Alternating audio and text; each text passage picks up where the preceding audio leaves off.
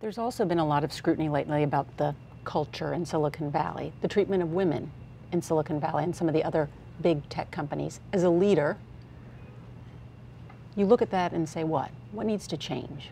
Well, I think it's really important to continue to encourage women to pursue careers in STEM-related fields, but also to be a part of the tech community. When there are more women in the tech community, I think things will most definitely change. I think being part of Facebook, Instagram has been an incredible experience. Sheryl Sandberg is leading the company, and internally we have lots of conversations about unconscious bias. We have lots of conversations about supporting women and people of all different kinds of backgrounds in the workplace. I think when there are more women, that helps. I think having certain programs is really important. We have one that is called Be the Ally, which helps men and women alike understand, how to overcome unconscious bias, how to recognize it when they see it, and how to deal with it. So I think that we have a lot of work to do, and this is something that we are most definitely focused on, and I am focused on at Instagram. Yeah, but I've known you and Sheryl long enough to know you guys have talking about having more women in tech companies for a long time, but that's going to take a while. Yeah. I mean, in the meantime, something else has to be done, and there does seem to be some sort of cultural problem that exists. Well, a lot of times when people think about going into tech companies, they think about the technical roles.